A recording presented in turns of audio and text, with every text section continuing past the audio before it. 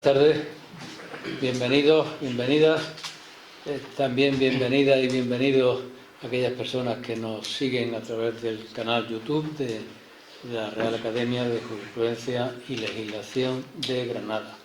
Vamos a dar comienzo a este acto, a este encuentro, para presentar el libro La evolución de la planta judicial desde 1833 hasta nuestros días en el territorio de la Comunidad Autónoma de Andalucía, de la que es autora doña Francisca Macías Rodríguez, que tengo sentada aquí a mi derecha,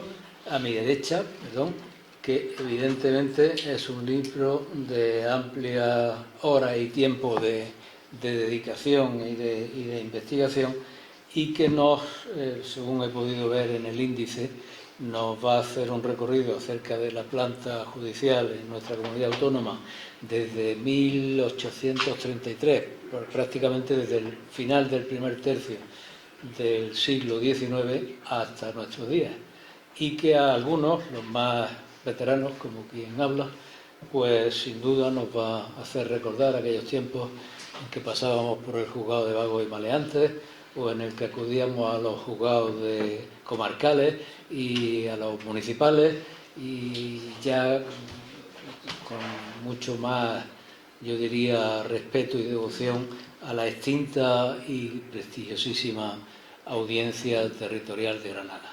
Pero yo voy a terminar con esto mi intervención, porque lo importante es que llegue el momento en que hable la autora.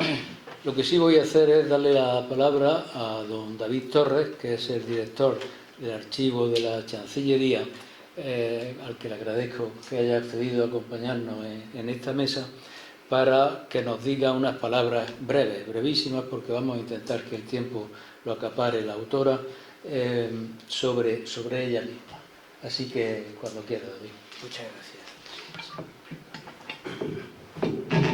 Gracias, señor presidente. Buenos días a todos los asistentes. Yo voy a ser muy breve porque tampoco estaba prevista mi intervención, y el presidente me pide que haga una breve presentación de la autora. La autora la conozco desde hace más de 25 años, y siempre en trabajos y siempre en colaboraciones de la Consejería de Cultura con la Consejería de Justicia. Hoy es un día grande para los archivos, para el patrimonio documental y también para los archivos judiciales, porque en la obra que ha compilado, que ha preparado, y trabajado Francisca Macías, está el trabajo de muchos años, de muchos proyectos, de muchos planes que desde la Consejería del Departamento de Justicia de la Comunidad Autónoma se han llevado a cabo. Esta obra, como se dice, como digo en el prólogo del libro, es una obra fundamental para la Administración de Justicia, porque hace un recorrido de toda la planta judicial desde el inicio de la justicia en la edad contemporánea hasta nuestros días. Pero también es una insustituible guía de fuentes para la investigación, porque identifica y coloca en su ubicación todos los fondos documentales que se han conservado producidos por los órganos de la institución de la Administración de Justicia. La solvencia profesional, la dedicación y el tesón que siempre ha tenido Francisca Macías en todos sus trabajos se ven plasmados perfectamente en esta magna obra, y no digo solamente magna por el tiempo en el que estudia, por el tiempo que dedica, sino también por el volumen de páginas que contiene. Solamente me queda agradecer al presidente del Instituto Español de Ciencias Histórico-Jurídicas por el entusiasmo y por la acogida que tuvo para la publicación de esta obra desde el primer momento en que nos pusimos en contacto para buscar cómo se iba a publicar. A Francisca Macías, por supuesto, las felicitaciones por su trabajo y a la Real Academia por albergar y dar difusión a esta obra. Muchas gracias.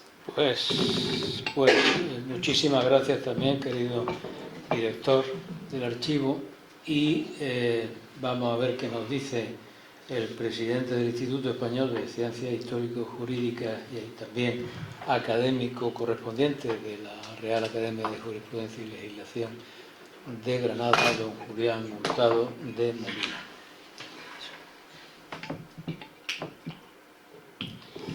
Buenas tardes. En primer lugar, agradecer a esta Real Academia, en la persona de su presidente, el acoger hoy este acto. Y sin duda, y bueno, por supuesto, felicitar a la autora, felicitar también, porque yo sé que también ha tenido mucho que ver en la publicación de esta obra, pues don David Torres. Realmente estamos ante un trabajo que yo definiría como fundamental y pionero, porque es cierto que hay trabajos sectoriales sobre esta materia a nivel provincial, etcétera, pero evidentemente que estudie desde una época tan extensa como es a partir del decreto del 30 de noviembre de 1833 de un andaluz, de Javier de Burgos, en la planta judicial, y hacerlo pues, a nivel de lo que actualmente es la comunidad autónoma.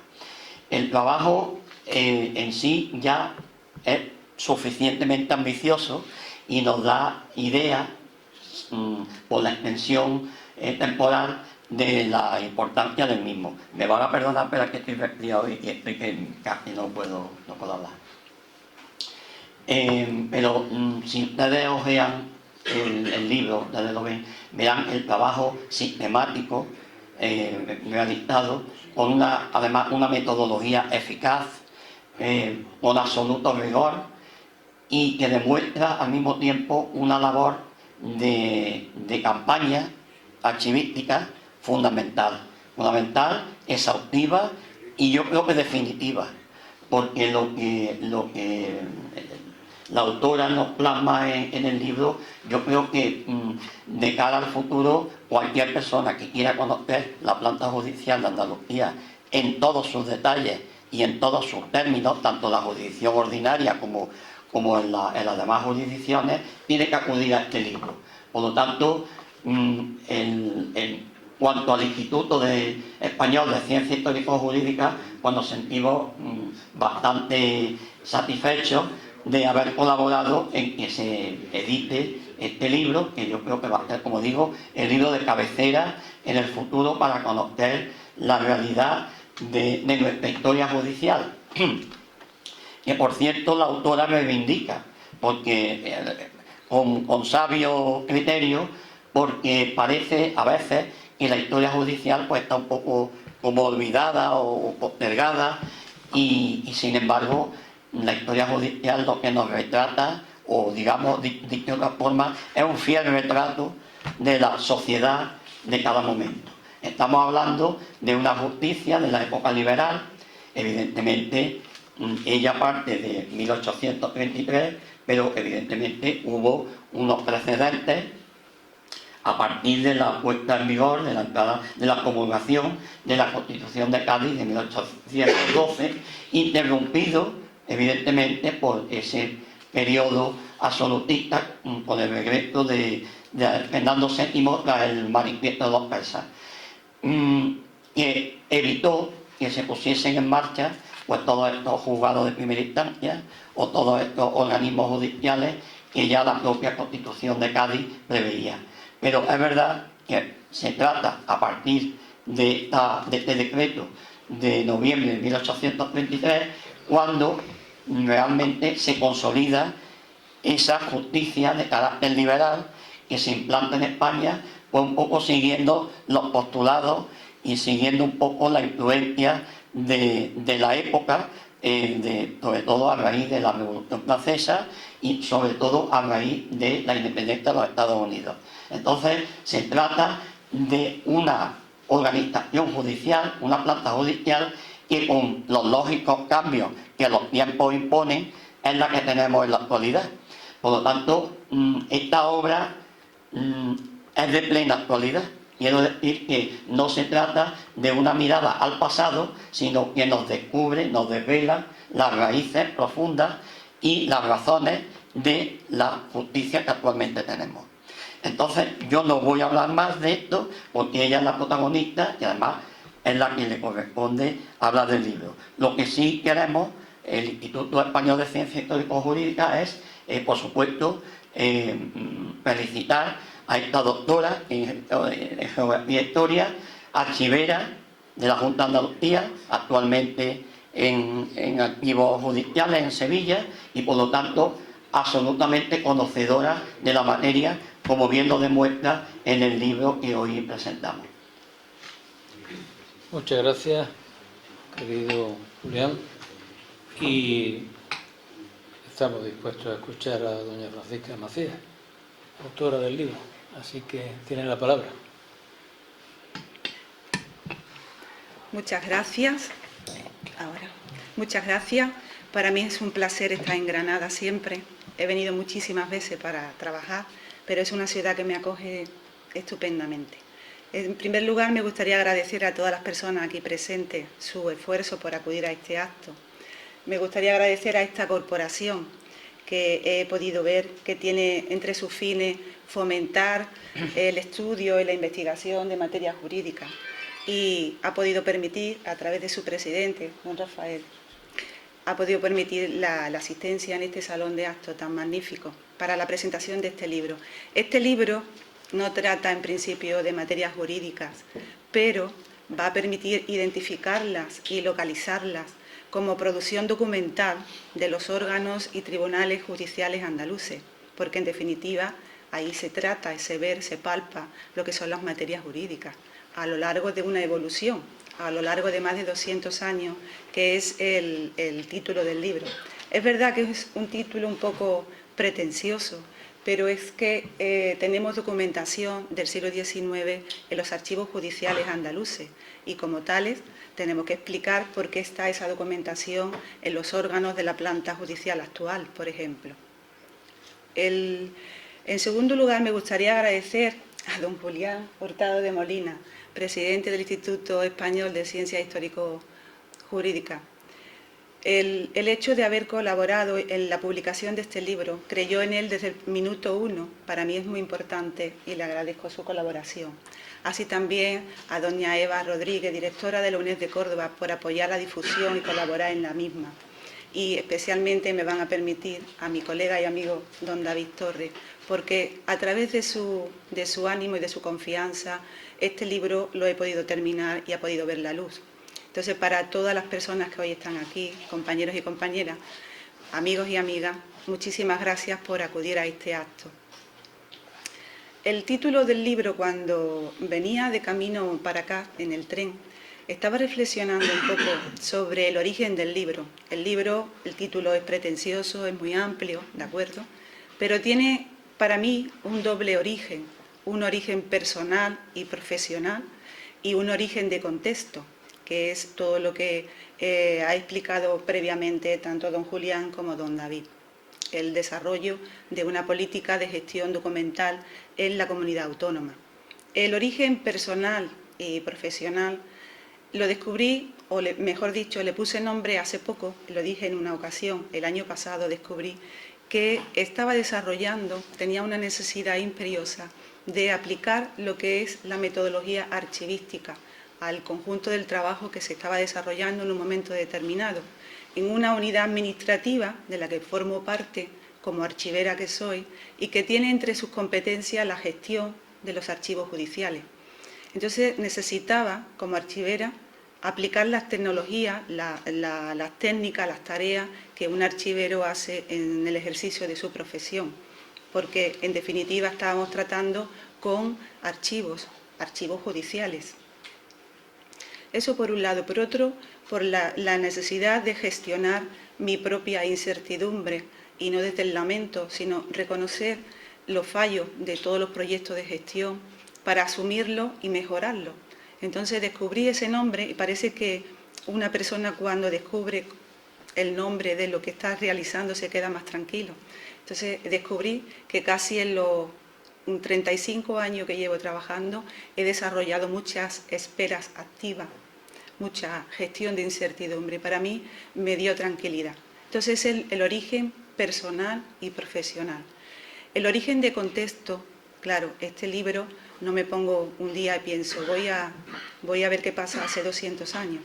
Tiene el origen de contexto, viene porque hay un Real Decreto, el 937 del año 2003, de 18 de julio, que se denomina de modernización de los archivos judiciales. Y claro, este Real Decreto implantaba un sistema de archivos judiciales, de gestión, de custodia de la documentación, de todo tipo, aplicado a todo orden jurisdiccional, incluida la materia gubernativa. Implantaba un procedimiento de transferir la documentación de unos archivos a otros, los define.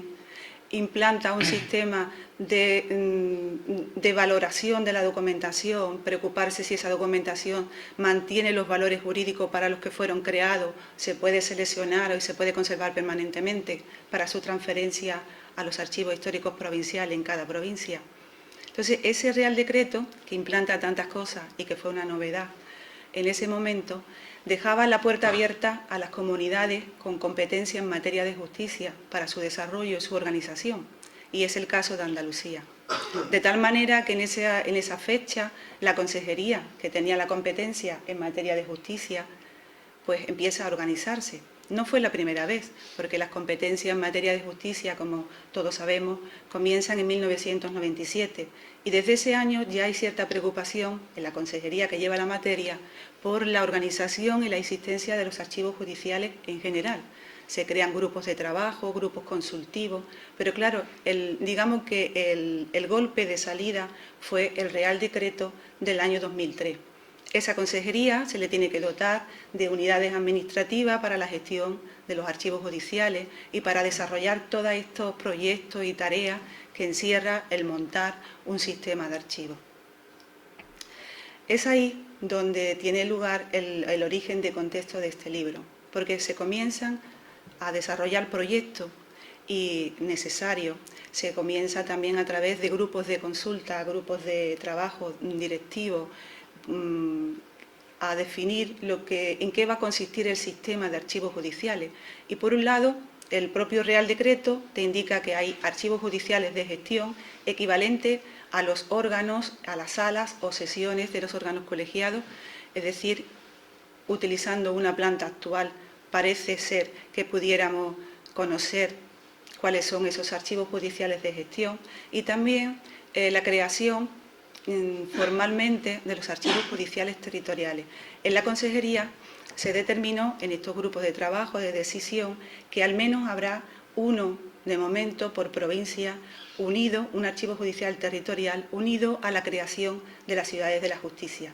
Y así se comienza hasta que se crea el primer archivo judicial territorial en Málaga en el año 2007 con todos los trabajos previos. En todos estos trabajos previos, desde el año 2003, pues se va teniendo la necesidad de conocer el estado de la cuestión de los órganos judiciales desde el punto de vista de la documentación. Para ello se hacen unos protocolos de trabajo, unos diagnósticos, se acude personalmente a todos los órganos judiciales de una provincia, se recaba información, datos. Con todo, en definitiva, se trata de organizar la documentación. Y cuando se acude a esos órganos judiciales, nos vamos dando cuenta que hay documentación, esa cosa amarilla en las estanterías que nos decían, pues eso es un revoltijo que está atado con una guita y que tiene una carátula de cartón, los legajos. Eso está ahí desde antes de yo venir, no tengo ni idea de lo que es. Desgraciadamente, los órganos judiciales no tienen inventario de la documentación, ni siquiera de la actual, y menos aún de esa cosa amarilla que está en un rincón abandonada. Cuando te das cuenta de eso, te das cuenta también, y de ahí la reivindicación que decía don Julián, que la gestión sobre la documentación judicial no ha existido.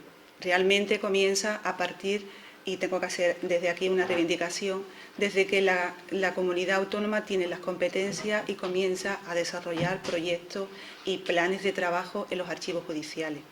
Vemos un abandono en muchas ocasiones de esa documentación, es decir, el Estado no ha intervenido en ese aspecto. Entonces nos damos cuenta que si acudíamos a un juzgado que nacía el 28 de diciembre de un año de 1989, lo lógico era pensar que la primera documentación posible que pudiera tener sería a partir del 1 de enero del año 1990. Y sin embargo encontrábamos esas cosas amarillas. Esa documentación judicial ahí abandonada, pues era de los años 40, de los años 50, de los años 60, del siglo XIX. Hace poco hemos terminado de organizar una documentación el mes de enero, en el mes de enero, en el Archivo Judicial Territorial de la Ciudad de la Justicia de Almería, cuya fecha más antigua es 1825.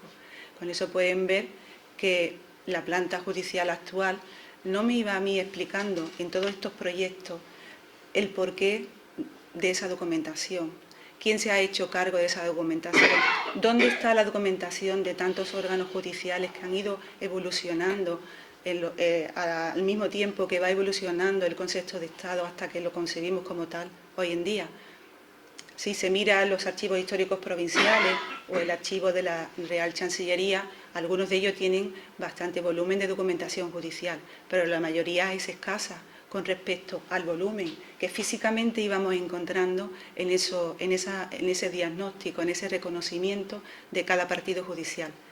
Entonces, había que pararse, sin embargo, a veces, me decía mi abuela Emilia, una mujer de campo con una sabiduría extrema y grandísima, muy mandona, me decía siempre que el saber no ocupa lugar, y es verdad, pero ahora yo le diría a mi abuela, abuela, ocupa tiempo, porque eso me lo han recalcado constantemente. Para realizar este trabajo se requiere tiempo, porque hay que analizar, hay que investigar, y muchas veces la directiva y las prioridades del diario impide pararte y mirar más allá.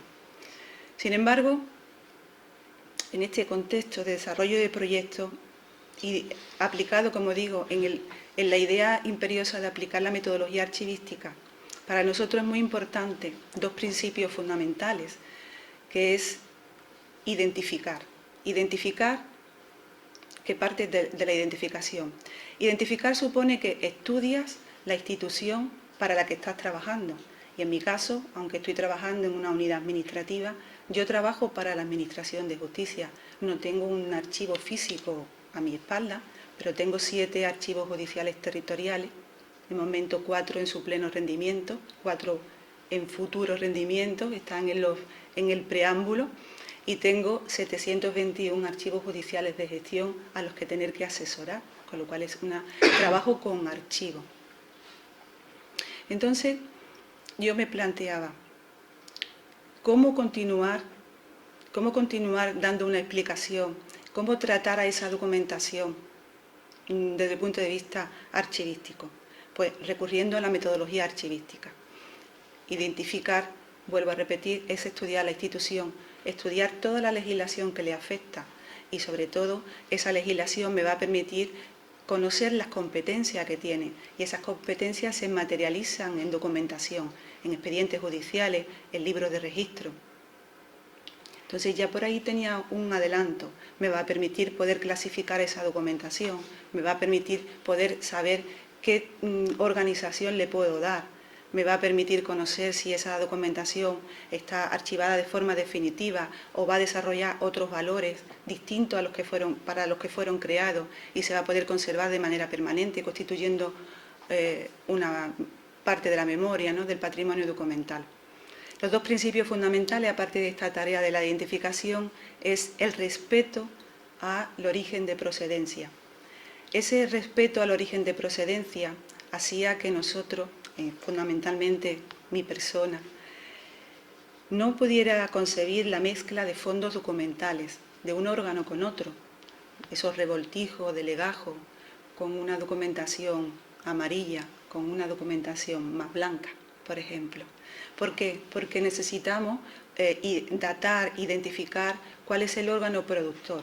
El órgano actual ha heredado fondos documentales de otros órganos, que es esa parte amarilla que se encuentra en el local del Archivo Judicial de Gestión. Y hay que conocer por qué lo ha heredado, qué normativa ha hecho que esa documentación, ese fondo documental de un órgano, se ha quedado suprimido y se ha determinado que esa documentación sea trasladada al órgano de la localidad más cercana o al local que hubiera con espacio, por ejemplo, el local del juzgado que hacía la función de decano o al local donde se encontraba ubicada la audiencia provincial. A veces la normativa te indica una ubicación y la realidad física tras el diagnóstico es otra. Te encuentras documentación de localidades distintas a la propia localidad de donde es el propio órgano judicial. Pongo un ejemplo. Hace 3 o 4 meses nos encontramos con la documentación en un pueblo de Sevilla, en un partido judicial, en el juzgado de primera instancia de instrucción número 2 de Morón de la Frontera. Nos estábamos encontrando que ahí hay documentación del juzgado municipal de Morón de la Frontera. ¿Y eso por qué? Y claro, si ese juzgado de instrucción número 2 nace en el 89, 28 de diciembre, ¿por qué tiene esa documentación de los años 40? Y empiezas a organizar y empiezas a investigar y es que responde a la estructura de la evolución de esa planta. Existió un juzgado municipal en Morón de la Frontera que en el año 77 se convierte en juzgado de distrito y que el juzgado de distrito en el año 89 se convierte en juzgado de primera instancia de instrucción número 2. Por tanto, en un órgano actual, como es el número 2 de Morón de la Frontera, tenemos él mismo como productor de documentación, pero vamos a encontrar también otro productor, que es el juzgado de distrito, con un fondo documental concreto, con unas competencias concretas, una tipología de documentación concreta, según las competencias, y vamos a encontrar también un juzgado municipal. Pero es que al mismo tiempo encontramos, atado con otra documentación, una documentación de Puebla de Casalla. Entonces, ¿qué pinta aquí Puebla de Casalla, que es una localidad diferente, Morón de la Frontera, Puebla de Casalla? Hay que explicar por qué está esa documentación ahí. Entonces nos damos cuenta que esa documentación es del juzgado comarcal de Puebla de Casalla, que anteriormente fue juzgado municipal, pero que en el año 60 hay una normativa que lo suprime porque se convierte en juzgado de paz y determina que su documentación se traslade a la localidad más cercana, en este caso la cabeza de partido, que fue Morón de la Frontera. Y así sucesivamente. Es decir, de una planta judicial actual que podemos controlar como 721 archivos judiciales de gestión o productores de documentación, vamos engrosando esa lista y vamos averiguando que vamos ampliando en 994 y actualmente hasta el nivel de justicia municipal y comarcal, que es hasta el nivel que desarrollo en este libro, hemos localizado aproximadamente unos 1.715 productores de documentación en toda Andalucía. Identificarlo ha costado trabajo, está claro, porque hay que emplear tiempo y analizar pues toda la proliferación de normativa de los siglos XIX y XX y que han ido constituyendo, dándole forma a este Estado y una parte más a esa organización de la Administración de Justicia. Una vez que comienzo a trabajar, evidentemente no formo de primera mano el libro. Primero, como unidad administrativa, necesito dar respuesta a todas estas preguntas y los proyectos continúan, las disposiciones presupuestarias hay que acabarlo, pero va como si estuvieras en una pista de patinaje, un pie delante, el otro detrás, casi los dos no los puedes poner en paralelo porque requieres tiempo. Sin embargo, me planteo primero estudiar, me lo planteo después de fomentar este trabajo. Claro, este trabajo va a ser muy pesado, te va a llevar mucho tiempo. Este trabajo pues ahora mismo no ha lugar porque hay otras prioridades. Bueno, vamos a ver qué se puede hacer. Eso se queda ahí en el aire. Pero un verano que las circunstancias personales a veces se complican. Necesito estar, no puedo estar de ocio, necesito estar alerta. Y una de las cosas que en esa alerta se me viene a la cabeza es que necesito focalizar hacia este trabajo esa metodología. Y comienzo en el año 2008 a a recabar información de manera sistemática de todo lo que había ido estudiando y en esta evolución desde que me incorporo a este puesto de trabajo en el año 2005. Así comienzo a plantearme, y no sale a la primera, primero es un borrador, primero es un documento, anoto, bueno, esta estructura tiene que ver la Administración de Justicia, por eso la inicio en 1833, aunque hay su antecedente en la Constitución de 1812. Lo inicio ahí porque es la estructura territorial la que va a permitir ese desarrollo de esa Administración de Justicia posterior. Y comienzo a elaborar a partir de ese siglo XIX a un instrumento. No sabía si esa evolución territorial se iba a mantener en el tiempo, porque una tiene el conocimiento de la historia de las instituciones, pero no al detalle en cada una de las provincias. Entonces comienzo a recabar información, fuentes documentales, fuentes bibliográficas, recursos de Internet, de cómo se va creando los órganos concretamente en cada una de las provincias. Y divido el trabajo en dos grandes bloques. Uno, digamos que se le denominó lo antiguo, y otro, la planta actual. Me focalicé en la parte antigua. La parte antigua, como digo, la inicio con esa estructura territorial que marca 1833, porque permite que aparezcan los primeros juzgados de primera instancia en 1835 y tenemos documentación en nuestros archivos judiciales de esa fecha, de 1825 he dicho antes, de 1844, de 1870 y comienzo ahí. Y poco a poco voy engrosando ese documento, esa base de datos. Primero voy haciendo divisiones, colocando colores, amarillo, peligro, rojo, no tengo ni idea de por dónde buscar la información. Rosita, me estoy acercando a tener una fecha concreta sobre la creación o la aparición de ese órgano. Verde, verde esperanza, lo conseguí. Poco a poco planteo y pongo a disposición de la unidad administrativa ese documento. Y vamos viendo que a medida que desarrollamos los proyectos, la realidad que se palpa físicamente coincide, se constata con el documento que aporto, que es real, o sea, la normativa, aunque no te encuentres físicamente la documentación en el mismo lugar a veces que indica esa normativa, pero sí es verdad que va paulatinamente esa evolución, juzgado municipal, juzgado comarcal, juzgado de distrito, y lo vamos constatando. Entonces empieza a adquirir fuerza e importancia el instrumento que a ratos elaborado, arrancado al ocio, fui elaborando.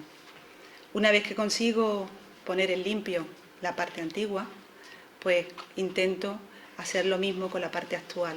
Entonces, en la parte actual es más fácil. Hay una planta judicial que dándole a un botón en Internet la consigo rápido, a través de la página web del Ministerio de Justicia, del Consejo General del Poder Judicial, de nuestra propia consejería, de cualquier recurso bibliográfico. Entonces, en esa planta actual voy completando los años de creación, de supresión de esos órganos, cómo se van transformando. Ojo con aquellos órganos que se van a dividir la jurisdicción en los años 70, a partir de los juzgados de primera instancia de instrucción en las capitales, vamos a encontrar juzgados de primera instancia solo, juzgados de instrucción. Eso genera un movimiento de fondo enorme. Entonces empiezo en la parte actual a ir, desde la visión actual, a ir, digamos, encajando todos los antecesores que estaban en el documento de lo antiguo. Entonces, a partir de ahí el documento se hace necesario. Hoy en día hay una compañera que me decía esta semana que se incorporó en nuestra unidad en el año 2019, que sería impensable que ni siquiera su trabajo hubiera podido pensar cómo se ha podido desarrollar sin este instrumento de control interno, y le estoy muy agradecida. Para nosotros es la piedra angular ahora mismo del desarrollo de todos los trabajos, porque necesitamos organizar la documentación, tiramos de ese instrumento de uso interno. Necesitamos describir, necesitamos identificar, datar los órganos productores, tiramos de ese documento. Si se están desarrollando planes de eliminación de la documentación, hay que controlar los órganos productores antiguos, pero hay que controlar y conocer cuáles son los órganos actuales responsables de esos fondos antiguos. Hace poco nos encontramos un local común compartido por 4 juzgados de primera instancia de instrucción, y con esas cosas amarillas en ese local, Claro, le preguntamos, ¿quién de los 4 juzgados es el responsable de esa documentación? No tuvimos ningún voluntario, pero claro, a través del libro está claro, el juzgado número 3 de ese partido judicial es el responsable de esa documentación, que era un juzgado de distrito. ¿Y por qué es importante? Porque en los planes de eliminación hay que constatar que tengamos los plazos y confirmación, los plazos de prescripción o caducidad de esa documentación finalizado. Entonces necesitamos que lo constate el letrado o la letrada correspondiente, custodio de esa documentación. Y por eso es importante. Incluso ha sido importante hasta para el desarrollo de una aplicación informática de gestión de archivos judiciales que tenemos, que se llama JARA, porque necesitamos identificar los productores actuales, son los que firman esos traspasos de transferencia, incardinarle también los órganos productores antiguos. En definitiva, lo que comenzó siendo vamos a ver, esto es mucho, dónde vas a encontrar la información, y ese despiste inicial se ha convertido en la piedra base de nuestro trabajo. A la hora de elaborar el trabajo, no solamente me doy cuenta que sirve pues, a la organización de todos los archivos, a todos los recursos contratados que hemos tenido, a todas las empresas, se hace sobre todo mi puesto de trabajo, me determinaron hacia ese carril, es dar rienda suelta a todas las consultas que se produce en la organización de la documentación. Pero también nos damos cuenta que este instrumento nos permite ayudar a la ciudadanía, porque recibimos consultas de particulares o recibimos consultas de abogados, de despacho de abogados, incluso de procuradores, lo último fue de un despacho de Huelva, y consultas en las que intentan localizar dónde está el juzgado del cual tienen a lo mejor la cabecera de una cédula de citación, pero claro, ese juzgado municipal no existe ahora. Entonces acuden a la planta judicial actual y no saben dónde buscar esa documentación. O un despacho de abogado de Valencia buscaba un pleito civil de un juzgado de primera instancia instrucción número 2 de Granada, que no lo encontraba en la planta judicial. Si era civil, el fondo de ese juzgado mixto, pues se trasladó al primera instancia número 2 actual de Granada. Entonces se le da la pista. Y entonces vi que ese instrumento no servía solamente para el control interno de trabajo, sino también para el servicio a la ciudadanía.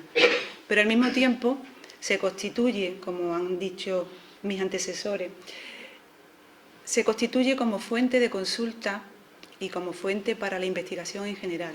También ayudamos a algunos de los archivos históricos provinciales que requieren de nuestra consulta, de nuestra ayuda, de nuestro trabajo a la hora de la reconstrucción de los fondos documentales que tienen en sus propias dependencias. Entonces nos damos cuenta que ese instrumento se hace valioso. Y a mí, por inquietud particular, me interesa transmitir la información, difundirla.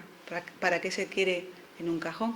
Entonces, de ahí que decidamos publicar el libro.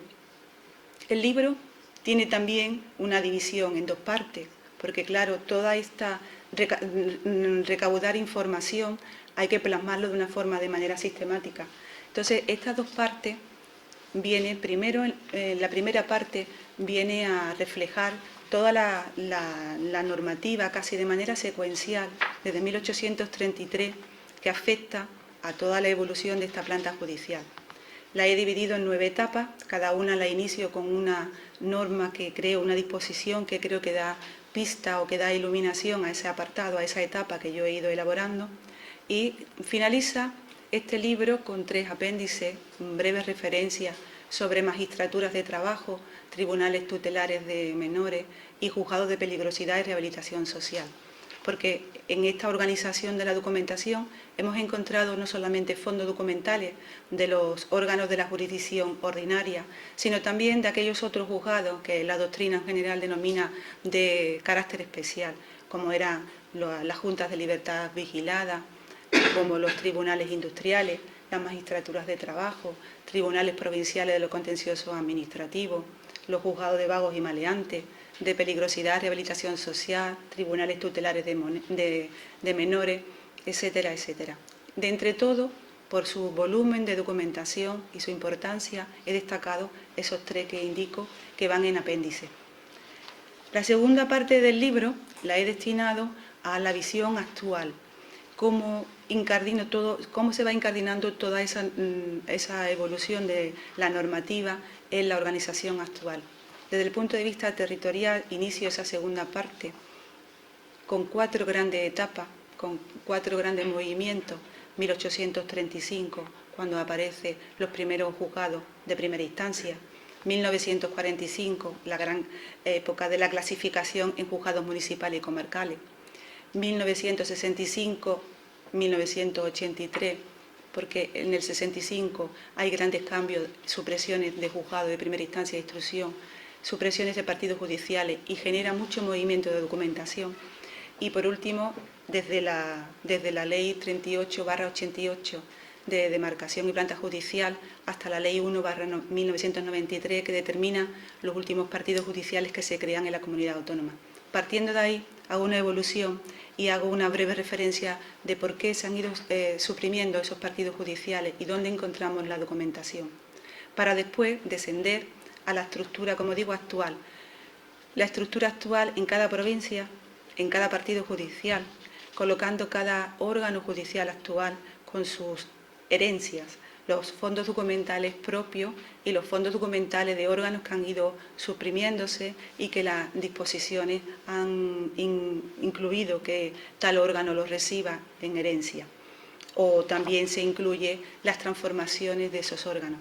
Un juzgado de primera instancia que de pronto se convierte en juzgado mercantil, un juzgado de primera instancia instrucción que divide sus fondos documentales porque lo civil va a un juzgado de primera instancia y lo penal va hacia un juzgado de instrucción.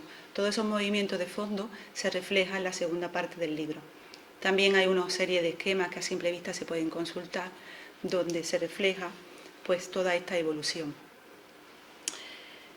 Con todo ello, le quiero, sin más aburrirle, creo que con este libro se crea lo que yo vengo llamando un mapa arqueológico de fondos documentales judiciales en Andalucía.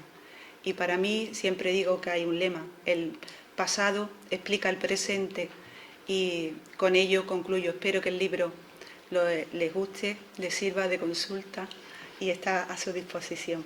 Muchísimas gracias por su atención.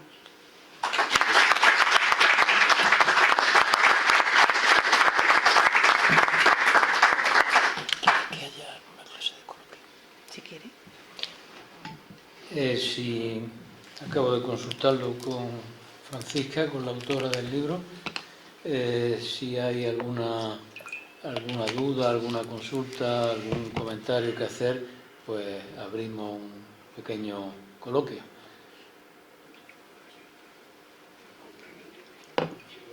Adelante, Javier. Pues, en primer lugar, enhorabuena porque creo que es un trabajo, no lo he leído, no lo he visto, pero puedo imaginar, puedo sospechar que es un trabajo profundo y que el manejo de la historiografía, por un lado, y sobre todo de los archivos documentales, ha debido ser complejo, ¿no? Y ha debido requerir un sistema operativo muy invariable durante el tiempo. Sí. A mí me surge una duda que es lo que le quiero preguntar. El cambio de las leyes de planta y demarcación a lo largo de las distintas etapas históricas, a su juicio, ¿se ha debido más a necesidades por el aumento de litigiosidad en determinados momentos, etapas, o a intereses políticos puntuales? Y le traslado la pregunta a la fecha actual. Hoy cree, desde esta perspectiva histórica que le ofrece el estudio que ha realizado, ¿cree que tiene más peso para modificar la planta y demarcación de los juzgados y tribunales en la actualidad? ¿La litigiosidad real o esos criterios políticos, socioeconómicos, si se quiere, para conformarlo? A ver, tengo una opinión personal, o sea, particular, no como institución.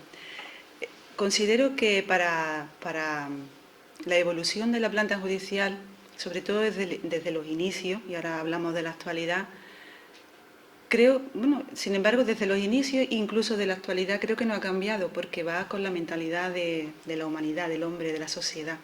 Desde el inicio, cuando evoluciona, a veces el aumento de litigio ya preocupa y se eleva consulta al Ministerio de Justicia en su momento para crear nuevos juzgados de primera instancia, que después se irán de primera instancia a instrucción. Pero a veces no tenía nada que ver el aumento de litigio. Lo que tenía que ver era las buenas comunicaciones que tuviera esa localidad para crear ese juzgado. Y a veces por historia o por trayectoria, un partido judicial debería ser tal localidad y de pronto se cambia la capital a otro, porque está mejor comunicado. Entonces ahí ya no va el aumento de litigio. Pero sí es verdad que con el tiempo, claro, la humanidad va aumentando en volumen de población y siempre se observa que la evolución de órganos judiciales es siempre deficitaria. Siempre deficitario, o el erario público no tiene suficiente presupuesto para su mantenimiento, antes a través de las diputaciones y de las corporaciones. Siempre había muchas quejas, si no se mantenía, pues se suprimía, y si no se ingresaba ese mantenimiento en las arcas del Estado para mantener esos juzgados, se suprimía. Y hubo muchas supresiones a lo largo del siglo XIX, sobre todo finales del siglo XIX, 1892 y 93, de juzgados, que después con el tiempo, en los años 20, vuelven a aparecer, porque hubo un periodo de bonanza. Evidentemente, tenemos que las buenas comunicaciones en el siglo XIX permiten esos cambios, pero también que fuera potente económicamente una localidad, porque si no lo era, se suprimía su juzgado y se quedaba a nivel de justicia de paz, juzgado municipal. La justicia seguía de primera instancia de instrucción, se suprimía, su documentación iba a otra localidad, pero la justicia municipal seguía su camino. Eso por un lado. El censo de población comienza también cuando tiene los años 60 y 70 comienza a verse que es importante el aumento de la población porque aumenta evidentemente los delitos y los litigios. Entonces ahí aumenta también la posibilidad de decir cuántos órganos tenemos y empiezan a reparar, que es en el año 1965, que hay determinados juzgados comarcales, por ejemplo, que no tienen suficiente, con las estadísticas que están obligados a cumplimentar, que no lleva suficiente volumen de asuntos, porque la población es menor con respecto a otros, y empieza un reajuste de órganos comarcales, de órganos municipales, supresiones de juzgados de primera instancia de instrucción, porque la premisa que dan todas las disposiciones es que no hubiera, como hoy en día, en la actualidad, gasto cero. Mantener la misma estructura, con el mantener los mismos gastos, mejor dicho, los mismos gastos en la misma estructura, pero con esos cambios.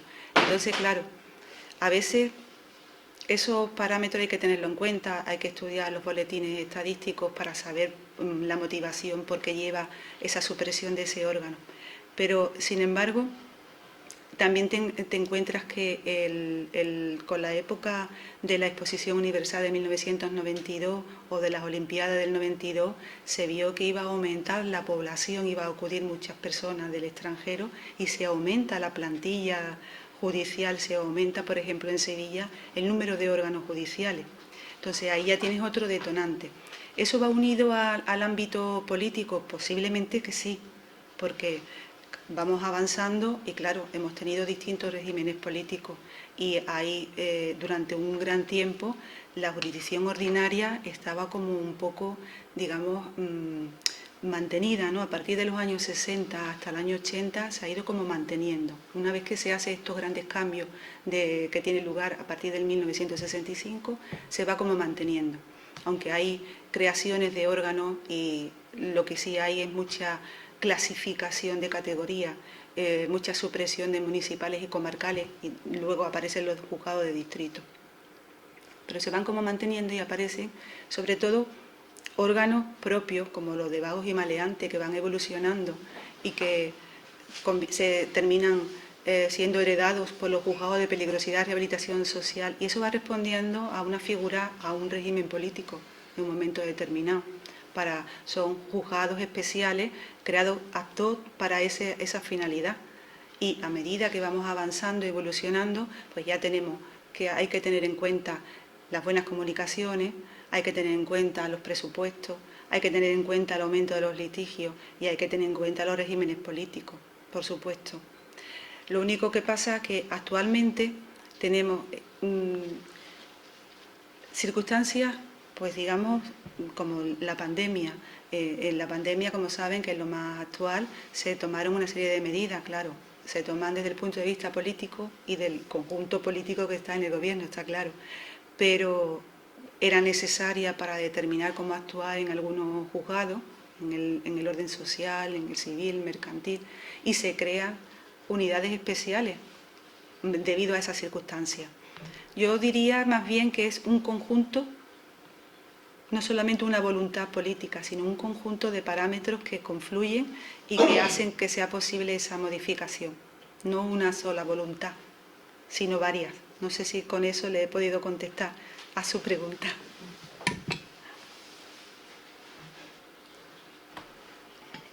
¿Alguna otra cuestión? Yo voy a formular una pregunta a la autora del libro. Este libro, yo mencionaba en mis palabras iniciales, he hecho una referencia a órganos que existieron y que ya no existen.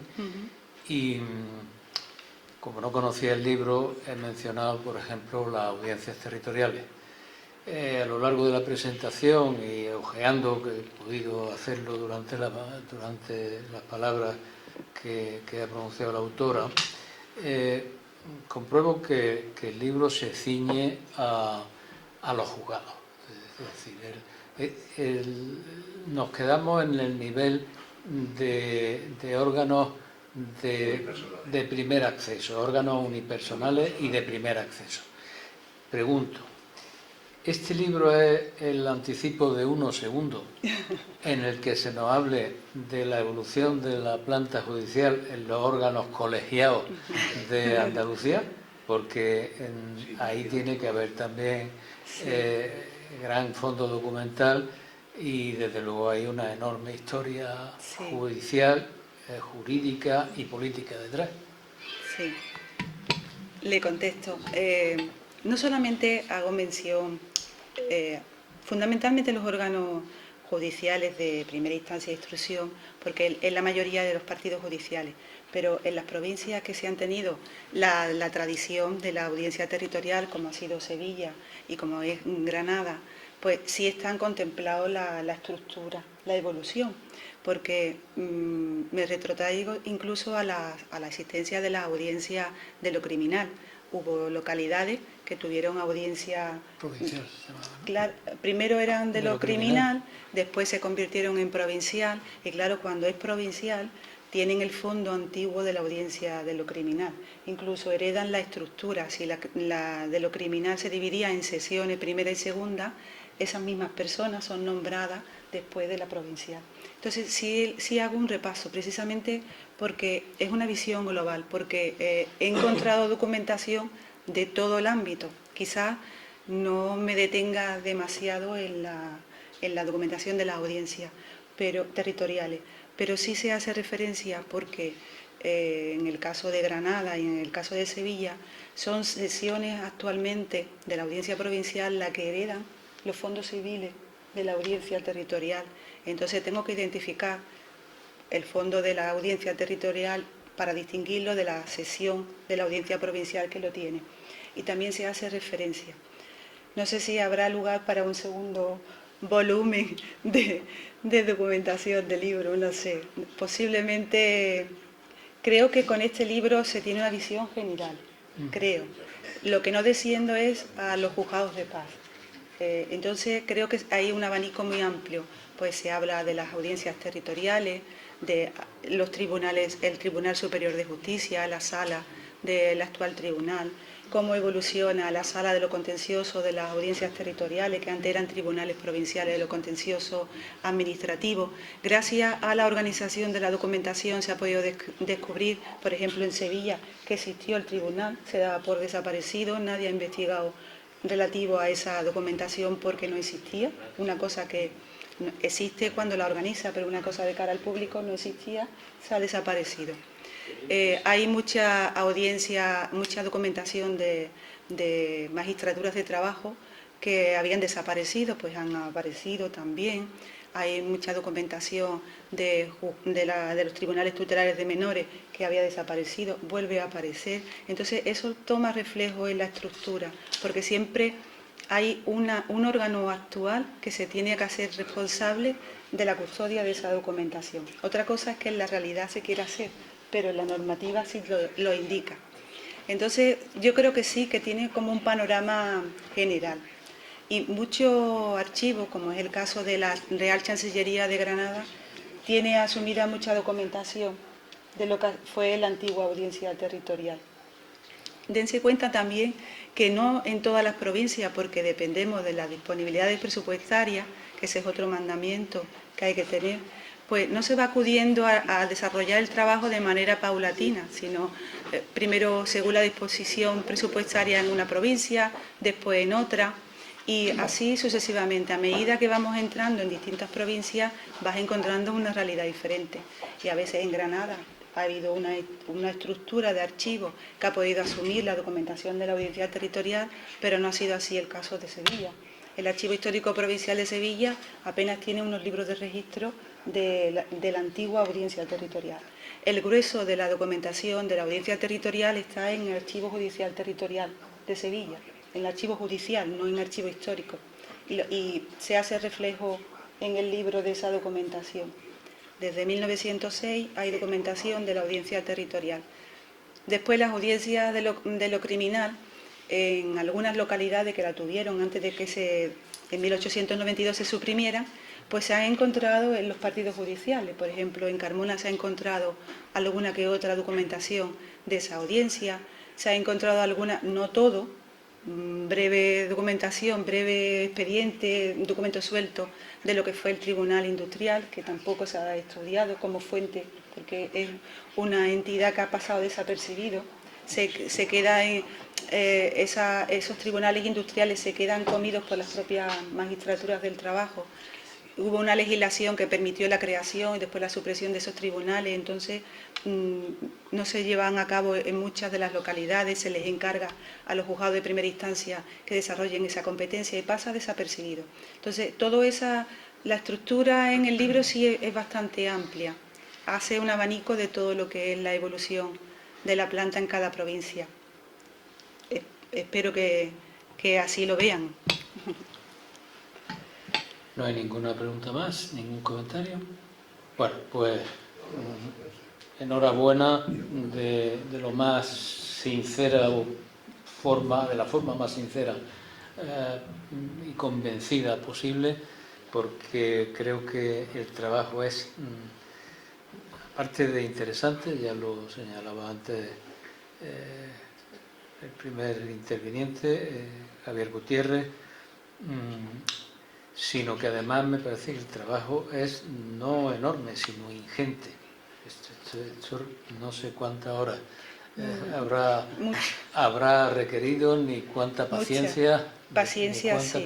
El libro, perdón, sí. El libro se lo dedico a mis padres, que siempre han tenido el tesón y la perseverancia. Sin eso hubiera sido imposible, porque el libro comienzo a recabar información de manera sistemática en el año 2008. Entonces, son muchos ratos. Casi una vida, ¿no? Sí. Profesional dedicada. Pues, lo dicho, felicidades. Enhorabuena también al Instituto de Estudios Históricos Jurídicos por la iniciativa. Mi agradecimiento aparte de a Francisca, la autora, que nos ha expuesto también y de forma tan amena el contenido del libro, también a los intervinientes en este acto, el responsable del director del archivo de la Chancillería, al presidente del instituto y también académico correspondiente de esta academia, y a todos ustedes y a quienes nos siguen o nos han seguido en el canal YouTube por su asistencia. Muchísimas gracias a todos.